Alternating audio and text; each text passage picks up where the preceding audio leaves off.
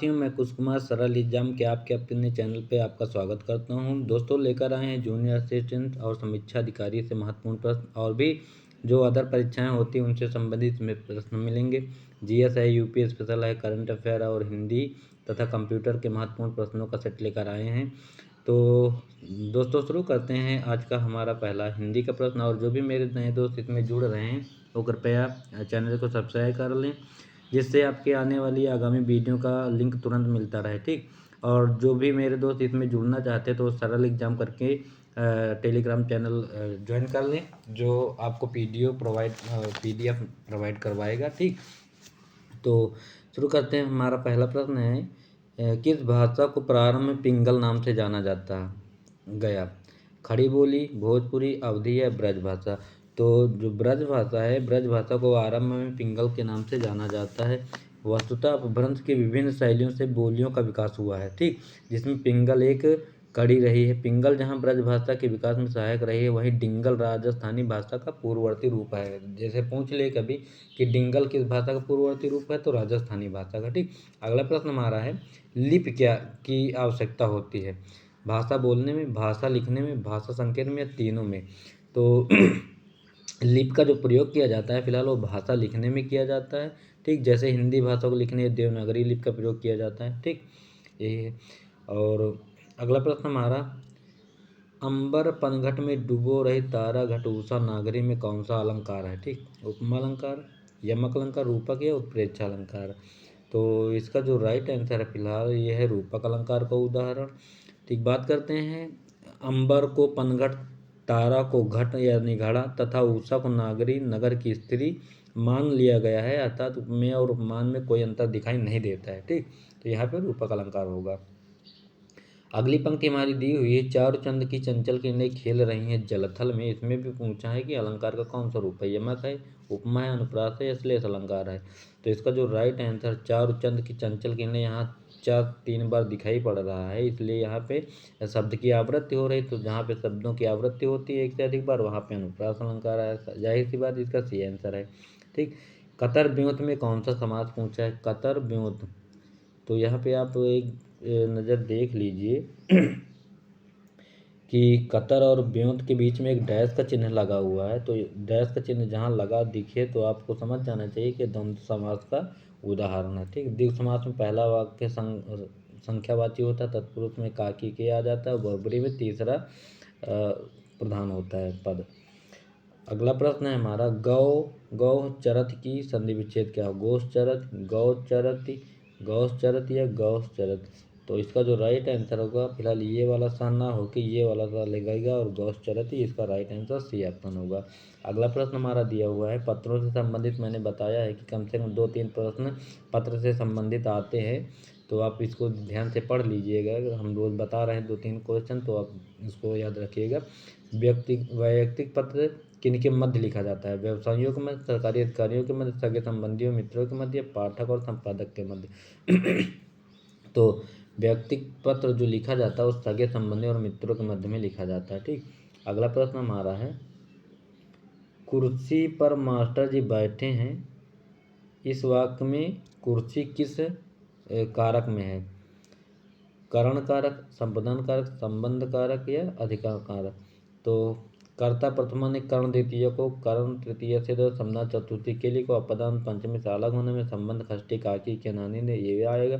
अधिकरण सप्तमी में पर विषय, तो में पर विषय, तो कुर्सी पर, इसका मतलब अधिकरण, इसका राइट आंसर होगा डी ऑप्शन। प्रेम अनदेखी राहों की तरह ही आकर्षक होता है, वाक्य का काल पहचानिए। ठीक, सामान्य वर्तमान काल, अपूर्ण वर्तमान काल, पूर्ण वर्तमान काल या सामान्य भूतकाल? तो इसका जो होगा आंसर सामान्य वर्तमान काल का यह उदाहरण है। ठीक, अगला प्रश्न हमारा है, वह आई हो तो मेरी चिट्ठी उसे दे देना, इस वाक्य में कौन सा काल है? संदिग्ध वर्तमान, संभाव्य वर्तमान काल, तत्कालिक वर्तमान काल या सामान्य? तो इसका जो राइट आंसर होता संभाव्य वर्तमान काल का उदाहरण यह बी ऑप्शन होगा। अगला प्रश्न हमारा है, जिस वाक्य में साधारण और मिश्र वाक्य का मेल संयोजक अव्यय होता है उसे क्या कहते हैं? मिश्र वाक्य, संयुक्त वाक्य, सरल वाक्य या प्रश्नवाचक वाक्य? तो इसका जो राइट आंसर वो फिलहाल संयुक्त होगा, दो चीज़ों से मिलेगा जो संयुक्त होगा तो वहाँ पे संयुक्त वाक्य होगा। अगला प्रश्न में आ रहा है, माँ ने पिताजी से सामान मंगवाया, इस क्रिया का कौन सा रूप है? अकर्मक, आज्ञार्थक, द्विकर्मक या प्रेरणार्थक? तो जब कोई कार्य किसी से करवाया जाता है किसी के माध्यम से तो वहाँ पे होता है प्रेरणार्थक क्रिया होगी। ठीक, तो अगला प्रश्न हमारा, महादेव वर्मा को ज्ञानपीठ पुरस्कार किस कृति पर दिया गया? दीप शिखा, नीरजा या श्रृंखला की कड़ियाँ? तो महादेवी वर्मा को जो अवार्ड मिला था वो सी ऑप्शन यामा श्रृंखला की कड़ियाँ पे दिया गया है। और बात करें तो कब मिला था, वो 1982 में यह दिया गया था। यामा एक कविता संग्रह है जिसमें महादेवी वर्मा द्वारा रचित उनके 4 कविता संग्रह निहार, नीरजा रस में और सांध गीत में चुने हुए गीत संकलित किए गए थे। ठीक, 1982 में इनको मिला गया ये। अब आप चल सकते हैं वाक्य में कौन सी वृत्ति है? ठीक, सामर्थ्य सूचक, निश्चयार्थ, बाध्यता सूचक या इच्छार्थक? तो अब आप चल सकते हैं, इसमें फिलहाल होगा सामर्थ्य सूचक होगा। ठीक, अब इस वाक्य में सामर्थ्य सूचक है, सामर्थ्य और संभावना प्रकट करने के लिए जिस वृत्ति का प्रयोग होता है उसे सामर्थ्य सूचक वृत्ति कहते हैं। अगला प्रश्न हमारा है, स्थावर का विलोम क्या होता है? तो सचल होता है, चंचल होता है, चेतन होता है, जंगम होता है? तो स्थावर का फिलहाल जंगम होता है। राइट आंसर इसका डी ऑप्शन होगा। अगला प्रश्न हमारा है, शिव का कौन सा अर्थ नहीं है? महादेव, पशुपति, शंकर या चक्रपाणि? तो चक्रपाणि फिलहाल विष्णु का रूप है, ना कि शिव जी का है, तो ये फिलहाल इसका राइट आंसर सी होगा। और सभी रूप शंकर के हैं। ठीक, कर्मवाच में किसकी प्रधानता होगी? तो कर्मवाच में कर्म की प्रधानता होगी, जाहिर सी बात है। कर्ता में कर्तवाच होगा, भाव में भाव। बलि और बलि का अर्थ क्या होता है? बलिदान और वीर, बलिदान और बाली, करवट और बाली, बलिदान और बलि? तो इसका जो राइट आंसर होगा, बलि और बलि, कहें तुम बहुत बली हो, बहुत बलिशाली हो ना, तो इसका राइट आंसर फिलहाल होगा ए ऑप्शन होगा, बलि, बलिदान और वीर होगा इसका। अगला प्रश्न हमारा है, कहते नहीं बाहुबली, महाबली, बजरंग बली, तो बलि किस लिए लगाया गया? उनकी वीरता को देख के लगाएगा ना। अगला प्रश्न हमारा है, रसोइया में प्रत्यय कौन सा? रसोइया, तो इसमें इया लगा है लास्ट में, तो यही इया लगा दो। प्रत्यय लास्ट में लगते हैं, उपसर्ग आगे लगते हैं शब्दों के। निम्नलिखित में से कौन सा शब्द विशेषण है? सुंदरता, कवि, विद्वान या भलाई? तो विशेषण जो होता है विद्वान, विद्वान जो होता है वो विशेषण होता है। अगला प्रश्न हमारा है, ओ औ किस वर्ण किस प्रकार के वर्ण है? तालव्य, मूर्धन्य, दंतोष्ठ या कंठोष्ठ? तो ओ और औ कंठोष्ठ, तो ओ दे तो कंठोष्ठ होता ना, संस्कृत में अगर पढ़े हो तो वो ओ दे तो कंठोष्ठ। दो व्यंजन जब एक साथ मिलते हैं तो क्या कहलाते हैं?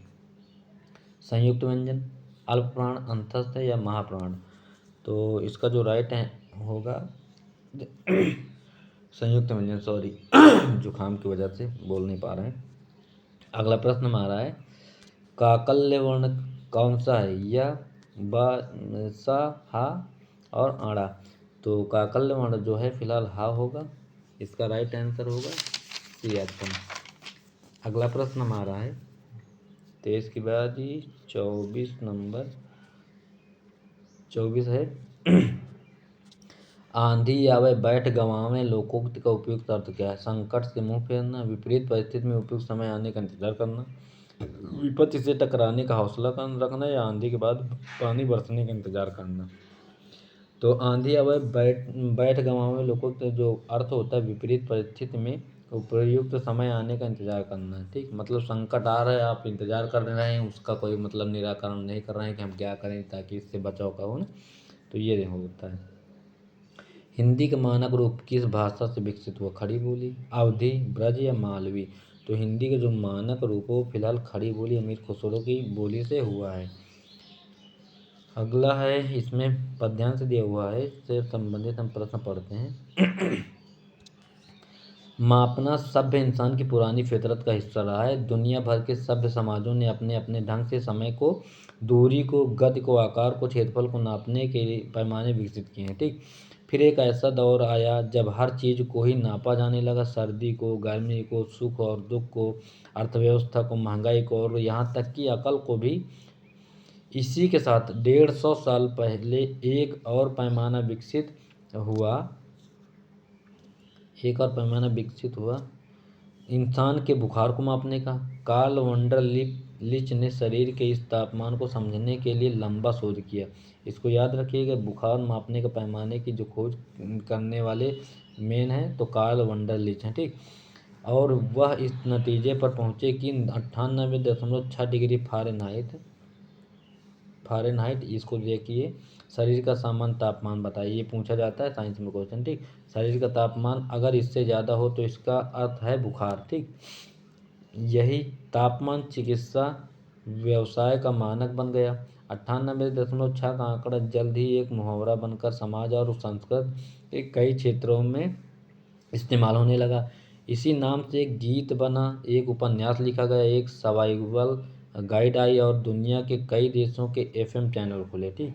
98.6 एफएम रेडियो सुने होंगे आप, ये देखो अब 98.6 इस आंकड़े पर ही सवाल खड़े होने लगे। बोस्टन चिल्ड्रन हॉस्पिटल के जोनाथन हुसैन ने पिछले दिनों इस पर लंबा शोध किया तो वह इस नतीजे पर पहुंचे कि मानव शरीर के सामान्य तापमान के लिए 98.6 का आंकड़ा मूल रूप से गलत है, ठीक। उन्होंने गलत ठहरा दिया।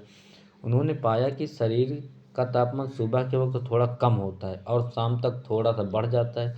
इसके अलावा पुरुषों के मुकाबले महिलाओं के शरीर का तापमान मामूली से ज़्यादा होता है। बड़ों के मुकाबले बच्चों का थोड़ा सा ज़्यादा होता है। फिर अलग अलग तरह के लोगों के शरीर का तापमान अलग अलग होता है। यानी पूरे मानव समुदाय के एक मिनट 1 मिनट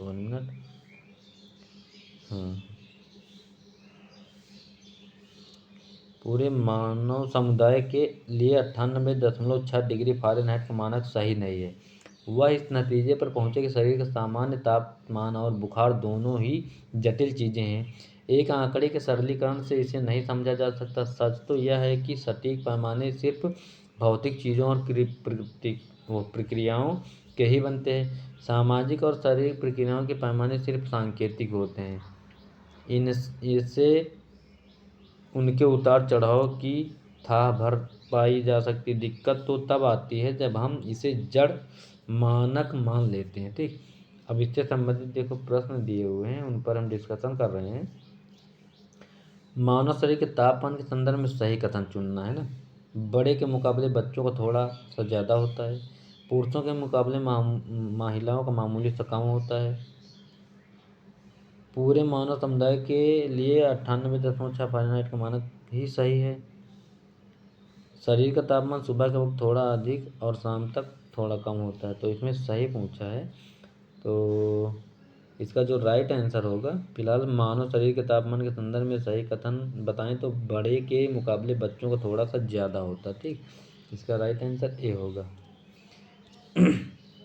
अगला प्रश्न है हमारा, सभ्य इंसान की पुरानी फितरत का हिस्सा रहा है बुखार। उपन्यास लिखना, उतार चढ़ाव या मापना।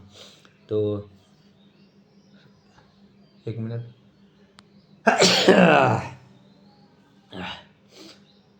सभ्य इंसान की पुरानी फितरत का हिस्सा रहा है, तो इसका जो राइट आंसर होगा मापना होगा, ठीक।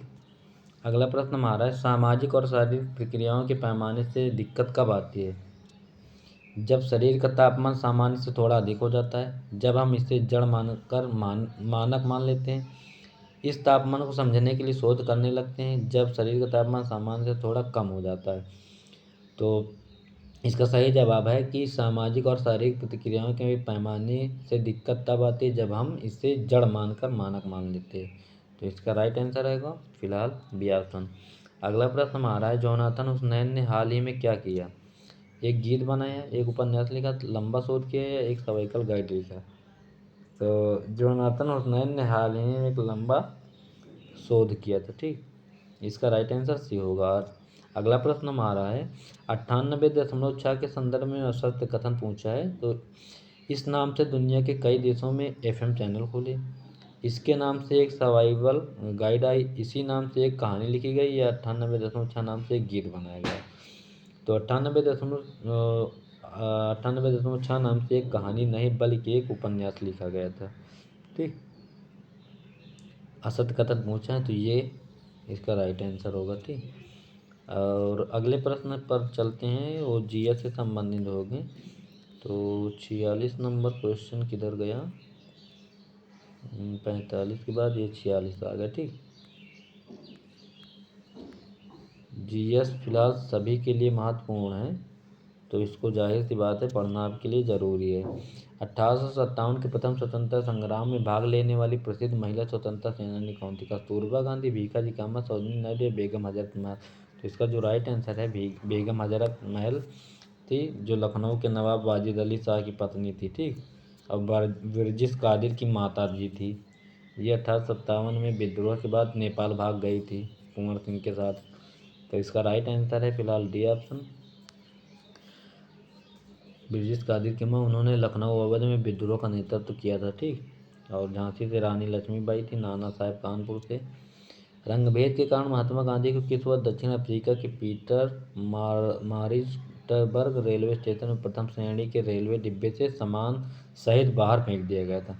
तो कभी कभी पूछ लिया जाता है कि महात्मा गांधी को किस स्टेशन से बाहर फेंका जाता, तो इसको ये याद रखिएगा। और बात करें घटना किस सन की है, तो महात्मा गांधी की जो ये घटना है 1893 की है। ठीक, डरबन में एक सप्ताह रुकने के बाद वह प्रिटोरिया के लिए, जो अफ्रीका की राजधानी है, के लिए रवाना हुए थे। यात्रा के दौरान रास्ते में उन्हें अपमानित किया गया और पीटर मारिट्सबर्ग रेलवे स्टेशन से रंगभेद के कारण, क्योंकि काले गोरे थे, उसमें गोरे लोग बैठे थे, ये शामिल थे, कि प्रथम श्रेणी के रेल डिब्बे के सामान सहित बाहर फेंक दिया गया था। ठीक, अगला प्रश्न हमारा है, निम्नलिखित में से किसने महात्मा गांधी के खिलाफ आंदोलन से जुड़ने का विरोध किया? अब्दुल कलाम आज़ाद, मोहम्मद अली जिन्ना या फजलुल हक या खान अब्दुल गफ्फार खान?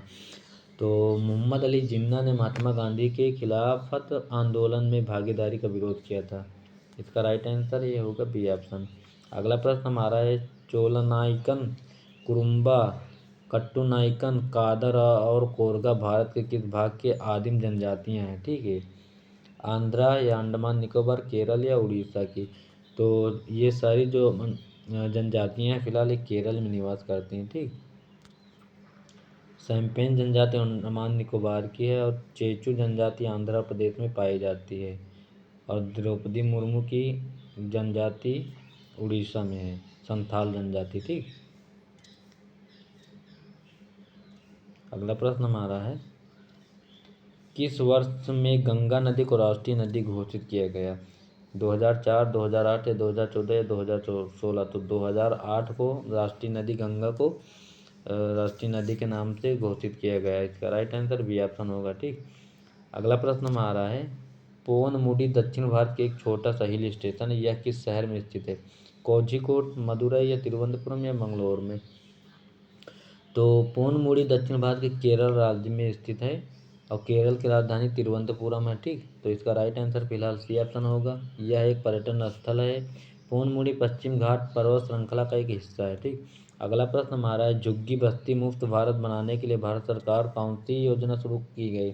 स्वर्ण जयंती शहरी रोजगार योजना, राष्ट्रीय शहरी जीविका, जवाहरलाल नेहरू राष्ट्रीय नवीकरण मिशन या राजीव गांधी राजीव आवास योजना? तो इसका जो राइट आंसर है फिलहाल राजीव आवास योजना की शुरुआत हुई थी 2011 में। ठीक, यह कार्यक्रम आवास एवं शहरी मामले के मंत्रालय द्वारा चलाया गया। योजना का कार्यान्वयन अवधि 2013 से 2022 तक है। फिलहाल इसकी शुरुआत 2011 में हुई। इसका राइट आंसर डी ऑप्शन होगा। अगला प्रश्न हमारा है, जीएस से ही संबंधित सारे क्वेश्चन भी हैं। जून 2023 में भारत के उड़ीसा राज्य में आयोजित फुटबॉल प्रतियोगिता हीरो इंटर कॉन्टिनेंटल कप 2023 का खिताब किस देश ने जीता है? तो लेबनान, भारत, मंगोलिया या वनुआतू? तो इसका जो राइट आंसर है, ये उड़ीसा राज्य के भुवनेश्वर में आयोजित हुई थी यह प्रतियोगिता, और 2023 का खिताब भारत ने लेबनान को पराजित किया था। तो इसका राइट आंसर है भारत। तो भारत दूसरी बार इस टूर्नामेंट का खिताब जीता है। अगला प्रश्न हमारा, निर्धनता का दुष्चक्र चक्र की अवधारणा संबंधित किससे? कार्ल मार्क्स से, मार्क्से से, एडम स्मिथ या इनमें से कोई नहीं? तो निर्धनता का दुष्चक्र अवधारणा रेगनर मार्क्से का है। यह अवधारणा का मानना है कि एक देश गरीब है क्योंकि वह गरीब है। ठीक, तो a country is poor because it is poor. अगला प्रश्न हमारा है, हीरा तथा ग्रेफाइट में समान है, क्या समानता है इसमें भाई? देख लीजिए। विद्युत चालकता, क्रिस्टल संरचना, घनत्व या परमाणु भार। तो हीरा तथा ग्रेफाइट दोनों ही कार्बन के अपर रूप हैं, यह सबको पता ही होगा। अन्य शब्दों में कहा जा सकता है कि दोनों ही कार्बन के परमाणुओं से बने हैं। ठीक, तो इनका परमाणु भार भी समान होगा। इनका परमाणु भार समान होने, हालांकि इन दोनों की विद्युत चालकता, क्रिस्टलीय संरचना तथा घनत्व भिन्न भिन्न होते हैं, लेकिन परमाणु भार समान होगा। ठीक, मानव प्लीहा खाली स्थान को नियंत्रित करता है। रक्त आयतन, नाड़ी दर, हृदय स्पंदन या हार्मोन उत्सर्जन। तो प्लीहा रक्त में पुरानी और टूटी हुई कोशिकाओं को नष्ट कर रक्त के आयतन या मात्रा को नियंत्रित करता है। ठीक, इसका राइट आंसर होगा ए ऑप्शन।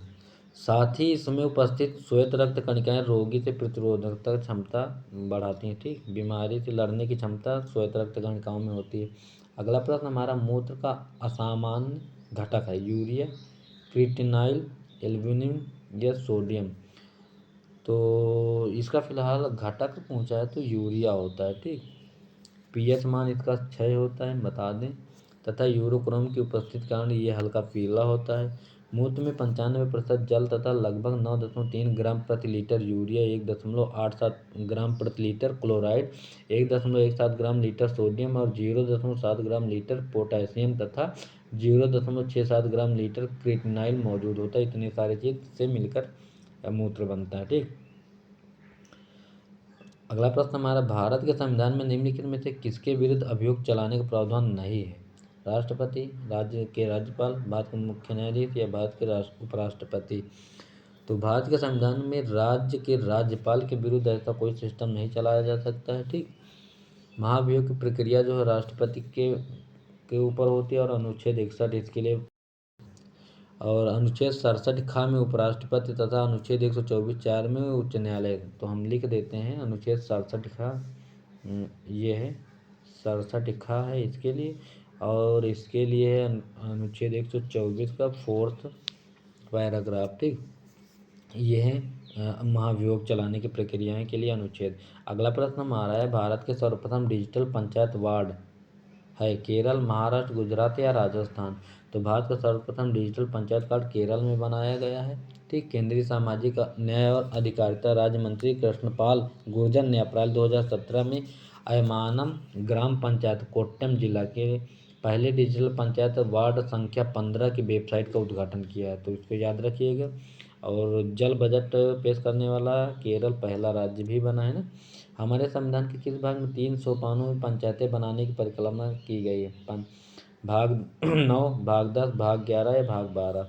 तो पंचायत का जो संबंध है फिलहाल भाग 11 से है और नगर पालिका का संबंध है भाग 12 से। तो इसका राइट आंसर है फिलहाल 11 अनुच्छेद 40 में पंचायत का वर्णन किया गया है। ठीक, और भाग 9 के तहत अनुच्छेद 343 खा में यह प्रावधान किया गया है, प्रत्येक राज्य में ग्राम पंचायत होगी। ठीक, और स्वर्ण सिंह समिति आपको याद ही होगी, उन्हीं की देन है ये। अगला प्रश्न हमारा है, मई 2023 में किस एक्सप्रेसवे पर 100 घंटे में 100 लेन किलोमीटर की दूरी तक बिटुमिनस कंक्रीट बिछाने की ऐतिहासिक उपलब्धि हासिल की गई। पूर्वांचल एक्सप्रेस, यमुना एक्सप्रेस या बुंदेलखंड या गाजियाबाद अलीगढ़ एक्सप्रेस। तो इसका जो राइट आंसर है फिलहाल गाजियाबाद अलीगढ़ एक्सप्रेस होगा। ये राइट आंसर डी है, कि जिसका नाम हम बता दें तो NH-34 कहते हैं।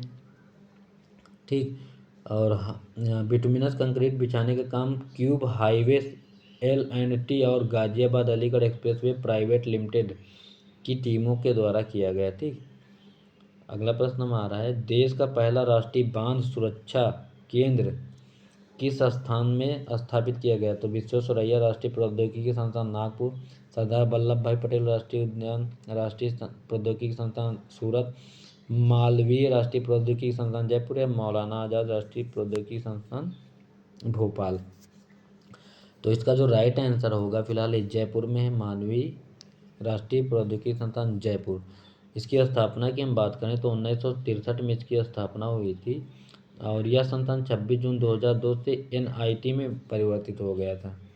अगला प्रश्न हमारा है, मई 2023 में कौन सा राज्य भारत का पहला पूर्ण रूप से ई शासित राज्य बन गया। ठीक, तो केरल, तेलंगाना, आंध्रा या उत्तर प्रदेश। तो इसका जो राइट आंसर है फिलहाल इसका भी केरल होगा। केरल ई शासित राज्य पहला बना है। ठीक। और शासन के मद्देनजर राज्य में सरकारी सेवाओं की एक पूरी श्रृंखला का डिजिटलीकरण किया गया है, जिससे नागरिकों को तुरंत और पारदर्शी रूप से सुविधाएं प्रदान की जाएंगी। केरल के मुख्यमंत्री पिनराई विजयन। अगला प्रश्न हमारा है 59वें फेमिना मिस इंडिया 2023 का खिताब किसने जीता? थौना ओजम, स्ट्रेला लुवांग, श्रेया पूंजा, नंदिनी गुप्ता या सिनी शेट्टी।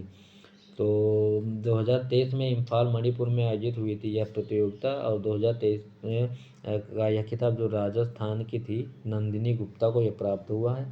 इस प्रतियोगिता में दिल्ली की श्रेया पूजा फर्स्ट रनअप रही, मतलब दूसरे नंबर पर रही है। अगला प्रश्न 64 के बाद 65 नंबर पे आते हैं। प्रश्न है हमारा जून 2023 में अटलांटिक महासागर में पनडुब्बी में विस्फोट के कारण 5 यात्रियों की मृत्यु हो गई। इस पनडुब्बी का क्या नाम था? नाटिलस, सार्गो, गार्नाड या टाइटन। तो इसका जो राइट आंसर है, फिलहाल अटलांटिक महासागर में पनडुब्बी का जो विस्फोट हुआ है उसका नाम था टाइटन। टाइटन शनि का उपग्रह भी है। ठीक। इस पर अमेरिका ने 2028 को यान भेजने की तैयारी बना ली है, 2034 तक पहुंच जाएगा। इस पनडुब्बी का नाम टाइटन था। यह सभी लोग इस पनडुब्बी से वर्ष 1912 में डूबे टाइटैनिक जहाज का मलबा देखने गए थे। ठीक। 5 लोग गए थे, एक पाकिस्तान का भी था, इसमें अमेरिका के थे। 5 लोग गए थे टाइटैनिक की खोज करने। विश्व भर के एक्सपर्ट के अनुसार इस पनडुब्बी में कैटास्ट्रॉफिक इम्प्लोजन के कारण विस्फोट हुआ था। 5 को पता भी नहीं चला। यूनिवैक का वास्तविक रूप क्या है? Universal automatic computer, universal array computer, unique automatic computer या अनवैल्यूड ऑटोमेटिक कंप्यूटर। तो सीपीयू अर्थात सेंट्रल प्रोसेसिंग यूनिट को कंप्यूटर का दिमाग कहा जाता है, सभी को पता है। यह कंप्यूटर पर चलने वाले हार्डवेयर तथा सॉफ्टवेयर। फिलहाल इसका जो राइट आंसर है ये यूनिवैक का वास्तविक रूप पूछा है तो यूनिवर्सल ऑटोमेटिक कंप्यूटर होता है। यूनिवर्सल ऑटोमेटिक कंप्यूटर इसका राइट आंसर ए ऑप्शन है ना। कौन सा पार्ट कंप्यूटर का दिमाग होता है? कंप्यूटर का जो दिमाग होता है फिलहाल ये सीपीयू होता है ना। मॉनिटर तो आउटपुट है, रैम रोम ये तो मेमोरियाँ हैं, तो इसका सीपीयू होता है सेंट्रल प्रोसेसिंग यूनिट ना। अगला प्रश्न हमारा है जो मेमोरी सीपीयू द्वारा सीधे प्रोसेस नहीं की जा सकती उसे कहते हैं internal memory, secondary memory, cache memory या सिस्टम मेमोरी। तो जो मेमोरी सीपीयू द्वारा सीधे प्रोसेस नहीं की जा सकती उसे द्वितीयक स्मृति कहते हैं या सेकेंडरी मेमोरी कहते हैं। इसका राइट आंसर बी ऑप्शन होगा। ठीक। कंट्रोल शिफ्ट और आल्ट कहलाते हैं adjustment keys, function keys, modifier keys या इन्फान्यूमेरिक कीज। तो ये सारी जो है मॉडिफायर कीज के नाम से जानी जाती हैं। शिफ्ट की का प्रयोग कैपिटल अक्षरों को बनाने या अन्य कुंजियों पर विराम चिन्ह और अन्य प्रतीकों तक पहुंचने के लिए करते हैं। अगला प्रश्न हमारा बाइट 0 और खाली स्थान के बीच किसी भी संख्या को निरूपित कर सकता है। 2, 255, 256 या 1024। तो इसका जो राइट आंसर होगा 0 से 255 के बीच में होगा। ठीक। राइट आंसर इसका होगा बी ऑप्शन। अगला प्रश्न हमारा है सिस्टम को बूट करने का क्या अभिप्राय है? ऑपरेटिंग सिस्टम को लोड करना, कंप्यूटर को डिसमिस करना, बूटिंग नामक एप्लीकेशन प्रोग्राम चलाना या कंप्यूटर को भौतिक रूप से किक करना। तो इसका जो राइट आंसर है सिस्टम को बूट करने का अभिप्राय ऑपरेटिंग सिस्टम को लोड करना होता है। ठीक। इसका राइट आंसर होगा ए। कंप्यूटर के ऑन होने पर मॉनिटर की स्क्रीन पर आप देखते होंगे बूटिंग का चला करता है धीरे धीरे प्रोसेसिंग, उसे ही कहते हैं बूटिंग। ठीक। ऑन ऑफ बटन दबाकर कंप्यूटर को खोलने की क्रिया को कोल्ड बूटिंग कहा जाता है। ठीक। अगला प्रश्न हमारा कंपाइलर द्वारा खोजी गई गलतियों को क्या कहा जाता है? Logical error, internal error, schematic error या सिंटैक्स एरर। तो इसका जो राइट आंसर है फिलहाल ये खोजी गई त्रुटियां सिंटैक्स एरर के रूप में जानी जाती हैं। इसका राइट आंसर होगा डी। स्पेलिंग एरर आदि सम्मिलित हैं इसमें। इन त्रुटियों के कारण प्रोग्राम को निष्पादित नहीं किया जा सकता। अगला प्रश्न हमारा है बेसिक तत्व का संक्षिप्त रूप क्या है? Basic assembly system integrated code, basic all system internal code, beginners assembly syntax instruction code या beginners all purpose symbolic instruction code. तो कंप्यूटर नेटवर्क बनाने के लिए न्यूनतम 2 कंप्यूटरों की आवश्यकता होती है। नहीं, इसका जो बेसिक पूछा है तो beginners all purpose symbolic instruction होता है, इसका राइट आंसर होगा। अगला प्रश्न है, कंप्यूटर नेटवर्क बनाने के लिए न्यूनतम कंप्यूटरों की आवश्यकता होती है। तो न्यूनतम जो दो कंप्यूटरों की आवश्यकता होती है इसमें। अगला प्रश्न हमारा है, टीसीपी सामान्य प्रयोग किए जाने वाला प्रोटोकॉल है। Application layer, network layer, transport layer या फिजिकल लेयर। तो ट्रांसपोर्ट लेयर जो होता है ये आंसर इसका सही होगा। ये प्रोटोकॉल का प्रयोग होता है। यह एप्लीकेशन लेयर तथा इंटर लेयर के मध्य होती है। ट्रांसपोर्ट लेयर में भी होता है ये सब।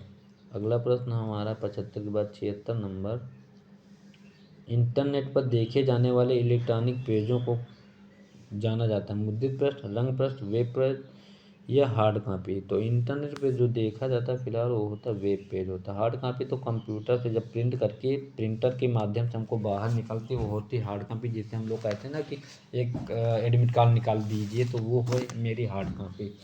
तो जो इंटरनेट पे हमें देखी जाती तो वो तो है वेब पेज। अगला प्रश्न हमारा है, निम्नलिखित में से कौन सा ईमेल से संबंधित शब्द नहीं है। Power point, inbox, outbox, receiver. फिलहाल पावर पॉइंट तो MS वर्ड का हिस्सा है, इससे कोई मेल नहीं है इसका। फॉन्ट किसे कहते हैं। कंप्यूटर की एक भाषा, कंप्यूटर की एक पुर्जा, कंप्यूटर अक्षरों अंकों का आकार, कंप्यूटरों का प्रिंटर। तो फिलहाल फॉन्ट जो होता है कंप्यूटर के अक्षर अंकों का आकार होता है। ठीक। अगला प्रश्न हमारा, एक्सेल में निम्नलिखित में से क्या बनाए जा सकते हैं। केवल लाइन ग्राफ और पाई चार्ट, केवल line graph, bar chart, line graph और पाई चार्ट, केवल बार चार्ट और लाइन ग्राफ। तो इसका जो राइट आंसर है एक्सेल में बार चार्ट, लाइन ग्राफ और पाई चार्ट ये सभी बनाए जा सकते हैं। इसका राइट आंसर फिलहाल सी ऑप्शन होगा। अगला प्रश्न हमारा है, माइक्रोसॉफ्ट एक्सेल में सेल का चयन करने के बाद F2 कुंजी दबाए जाने पर क्या प्रभाव पड़ेगा। सेल का बैकग्राउंड कलर बदल जाएगा, सेल की सामग्री डिलीट कर दी जाएगी, सेल एडिट मोड में बदल जाएगा या सेल का कंटेंट बोल्ड हो जाएगा। तो माइक्रोसॉफ्ट एक्सेल में सेल का चयन करने के बाद F2 दबाने पर सेल एडिट मोड में बदल जाएगा, इसका राइट आंसर होगा सी ऑप्शन। ठीक। माइक्रोसॉफ्ट एक्सेल में सेल की पहचान पता करता है। माइक्रोसॉफ्ट एक्सेल में एक्टिव सेल के कॉन्टेस्ट में को फार्मूला बार द्वारा निरूपित किया जाता है। अगला प्रश्न है फिलहाल हमारा अब यूपी स्पेशल से, तो इसको शुरू करते हैं। महर्षि वाल्मीकि आश्रम कहाँ, श्रावस्ती, बिठूर, कालपी या उपरोक्त में से कोई नहीं। तो महर्षि वाल्मीकि आश्रम जो है बिठूर में है, ये कानपुर में पड़ता है। बिठूर गंगा नदी के किनारे कानपुर शहर में 21 किलोमीटर उत्तर पश्चिम में स्थित है। पौराणिक कथाओं के अनुसार चित्रकूट में भी वाल्मीकि आश्रम है। अगला प्रश्न हमारा है, रामायण के रचयिता है ना वाल्मीकि। अगला प्रश्न हमारा है, निम्नलिखित जिलों का भौगोलिक क्षेत्रफल देश से सही अवरोही क्रम। तो आरोही मतलब छोटे से बड़े की तरफ चलो। ठीक। ऐसे चलो बढ़ते हुए क्रम में। आरोही मतलब बढ़ना और अवरोही मतलब घटना होता है। तो बाराबंकी, गौतम बुद्ध नगर, मिर्ज़ापुर, सोनभद्र, बाराबंकी, गौतम बुद्ध नगर। फिलहाल इसका जो राइट आंसर होगा हम आपको बता रहे हैं डायरेक्टली, इसमें गौतम बुद्ध नगर, बाराबंकी और मिर्ज़ापुर और सोनभद्र है इसका राइट आंसर, इसका सी ऑप्शन। अगला प्रश्न हमारा है, निम्नलिखित जनगणना 2011 के अंतिम आंकड़ों के अनुसार निम्नलिखित में उत्तर प्रदेश की जनपद की जनसंख्या न्यूनतम है। चित्रकूट, हमीरपुर, महोबा या श्रावस्ती। तो जो महोबा जिला है यहाँ की न्यूनतम जनसंख्या है। ठीक। अब जनसंख्या बता दें तो कितनी है, 87, 60, 55 ये है यहाँ की जनसंख्या। ठीक। अगला प्रश्न हमारा, उत्तर प्रदेश में कोयले के भंडार कहाँ पाए जाते हैं। विंध्य क्षेत्र में, सिंगरौली क्षेत्र में या बुंदेलखंड या इनमें से सभी। तो इसका जो राइट आंसर है फिलहाल उत्तर प्रदेश में सोनभद्र जिले में जो सिंगरौली है वहाँ पे कोयले के भंडार पाए जाते हैं। बुंदेलखंड क्षेत्र में डायस्पोर व पायरोफिलाइट तथा विंध्य क्षेत्र में एंडालुसाइड एवं कैल्साइट पाया जाता है। उत्तर प्रदेश में सर्वाधिक क्षेत्रफल वाली आम की प्रजाति कौन सी है। चौसा, दशहरी, लंगड़ा या सफेदा। तो सर्वाधिक क्षेत्रफल वाली आम की प्रजाति जो है फिलहाल दशहरी है। ठीक। प्रदेश के मध्यवर्ती और पश्चिमी जिलों में मुख्यतः लखनऊ, बरेली, और मेरठ, गाजियाबाद, कानपुर, सहारनपुर, हरदोई आदि जिलों में यह आम की प्रजाति होती है। प्रदेश में उत्पादित आम को विभिन्न शहरों में नवाब आम के नाम से भी जाना जाता है, क्योंकि नवाबों का शहर लखनऊ था ना, इसलिए। 85 के बाद 86 नंबर क्वेश्चन हमारा है, मिलान करना है नहीं, घटते बढ़ते क्रम में हमको सजाना है, ठीक। उत्तर प्रदेश में सिंचाई के प्रमुख साधन नहरें, नलकूप, तालाब, कुएं, अन्य साधन। तो फिलहाल सबसे ज़्यादा तो नलकूप से होता है, उसके बाद तालाब एवं कुएं हैं, नहीं, अन्य साधन।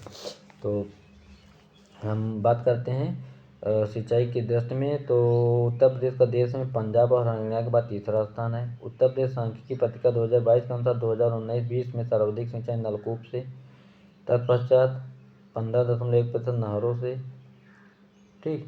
और उसके बाद सर्वाधिक सिंचाई नलकूप से होती है, और फिर नहरों से होती है, फिर कुएं से, और फिर तालाब, झील और पोखर से होती है, और अन्य साधन से। तो नलकूप, तालाब, नहरें व अन्य सब। तो इसमें 2 4, इसमें तो ऐसा ऑप्शन ही नहीं दिया कोई। 1 मिनट,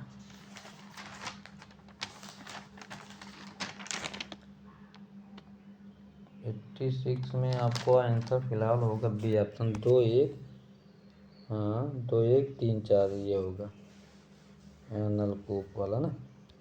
अगला प्रश्न हमारा है, निम्नलिखित में से कौन सा सुमेलित नहीं है? कर्मा, महोबा, धुरिया, बुंदेलखंड, धीवर, कहार, नटवरी, पूर्वांचल।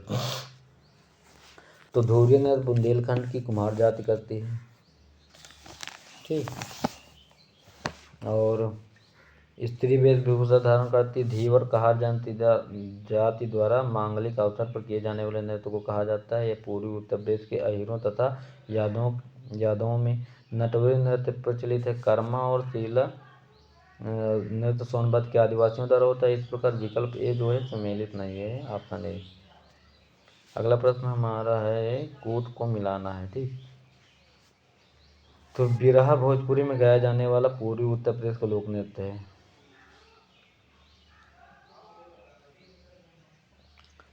ठीक। इसका फिलहाल ये सही है। और फिर कजरी जो है मिर्ज़ापुर एवं वाराणसी से माना जाता है, जहाँ भोजपुरी बोली प्रचलित है। कजरी मिर्ज़ापुर में वाराणसी से, ठीक। और अवधी में गाया जाता है फिलहाल ये ना। मल्हार जो है इसी प्रकार रसिया ब्रजभाषा में, रसिया कहाँ, ये रसिया ब्रज है, मल्हार कौरवी का। तो 1 2 4 3 है क्या, 12 43 12 1 2 3 4 इसका इसमें एक को देखना था, विकल्प बी फिलहाल इसका सही होगा। 1 2 3 4 इसका सभी मिलान है, ठीक। अगला प्रश्न हमारा है, कौन सा उत्तर प्रदेश का लोक नृत्य नहीं है? चरकुला, दादरा, कर्मा या मुरिया। तो दादरा जो यहाँ का नहीं है।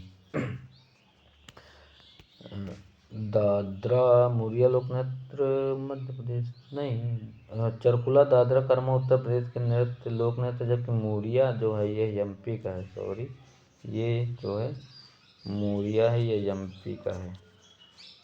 अगला प्रश्न हमारा, उत्तर प्रदेश में आईटी सिटी इलाहाबाद, कानपुर, लखनऊ या वाराणसी। तो आईटी सिटी के रूप में लखनऊ को जाना जाता है, ठीक। और ग्रेटर नोएडा में स्थापित है। अंसल आईटी सिटी जो है वो नोएडा में है। इसमें मिलान करना है आपको। तो भातखंडे संगीत अकादमी ये है 1926, राज्य ललित कला अकादमी 1962, संगीत नाटक अकादमी 1963 और भारतीय नाट्य अकादमी 1975। इसके राइट आंसर सभी हैं 1 2 3 4, पहला ऑप्शन इसका सही है।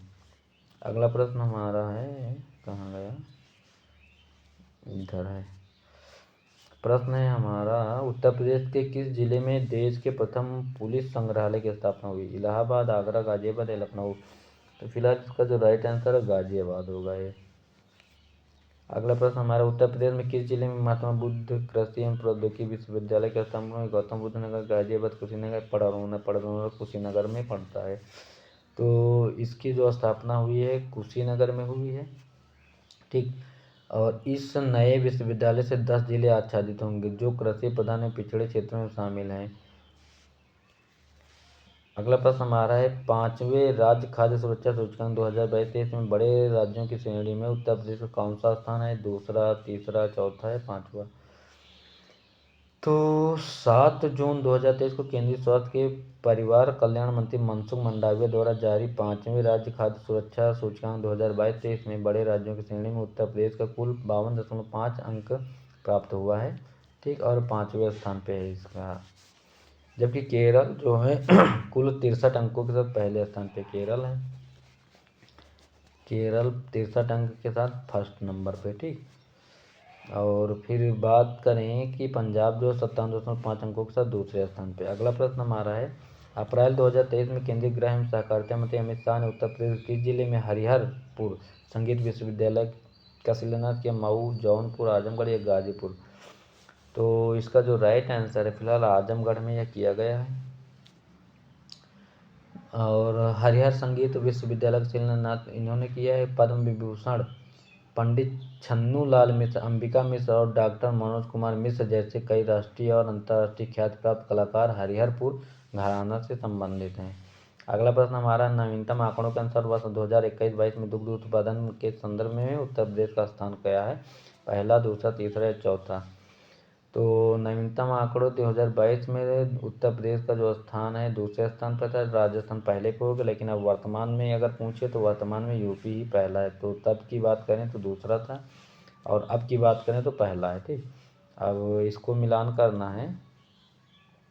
एंटीबायोटिक, उर्वरक और रबड़, पॉलीफाइबर। ठीक, तो एंटीबायोटिक जो है फिलहाल ये ऋषिकेश में, उर्वरक के लिए जो है आंवला प्रसिद्ध है और रबड़ के लिए जो है मोदी नगर प्रसिद्ध है और फाइबर बाराबंकी ना। तो इसका राइट आंसर होगा 4, 1, 2, 3 है ना। 41, 23 पहले ऑप्शन में दिया हुआ है, इसका राइट आंसर ए होगा है। अगला प्रश्न हमारा, उत्तर प्रदेश की सर्वाधिक जनसंख्या वाली जनजाति निम्नलिखित में से कौन सी है? थारू, गोंड, खरवार या बुक्सा? तो सर्वाधिक जो जनसंख्या है गोंड समूह उत्तर प्रदेश सर्वाधिक बड़ा है। ठीक, इनकी संख्या बताएं तो 569035। इसके बाद खरवार आती है, खरवार की बताते 160 776 है। तथा थारू समूह जो है वो है फिलहाल 10 52 91 ये है। ठीक, और सबसे ज़्यादा जनसंख्या जो है जनजाति की उधर है लखीमपुर खीरी की तरफ, सोनभद्र की तरफ है ना। वीर अब्दुल हमीद फॉरेस्ट वन्यजीव पर्यावरण संरक्षण पुरस्कार योजना शुरू की गई है 2021-22, 2022-23, 2014-15, 2012-13। तो फिलहाल इसकी जो शुरुआत हुई थी 2012-13 में हुई थी। ठीक, अगला प्रश्न हमारा, फतेहपुर सीकरी का निर्माण किसने करवाया? तो फतेहपुर सीकरी से संबंधित फिलहाल अकबर है, इसी ने इसका निर्माण कराया। 37 किलोमीटर दूर आगरा से है ये। लाल बलुआ पत्थर से निर्मित फतेहपुर सीकरी शहर निर्माण अकबर ने करवाया था। तो ये थे आज के हमारे कुछ महत्वपूर्ण प्रश्न जो आपके आगामी उत्तर प्रदेश से संबंधित जो भी परीक्षाएं हैं जैसे पुलिस का है और उससे संबंधित क्वेश्चन इसमें जुड़े हुए हैं, क्योंकि यूपी स्पेशल लगा है तो जाहिर सी बात है उसमें यूपी के प्रश्न लगते हैं पीसीएस में। और जूनियर असिस्टेंट हैं और जो भी यूपी से संबंधित प्रश्न हैं जैसे टीचर भर्ती का भी है तो उसमें यूपी स्पेशल आता है, तो उसके लिए भी महत्वपूर्ण प्रश्न इसमें लगे हुए हैं। और जो जीएस से संबंधित है वो सभी परीक्षाओं के लिए संबंधित है। और कंप्यूटर है जो कुछ स्पेशल एग्जाम है जैसे जूनियर असिस्टेंट है और समीक्षा अधिकारी में तो फिलहाल नहीं आता है, लेकिन जूनियर असिस्टेंट के लिए स्पेशल है इसमें कंप्यूटर।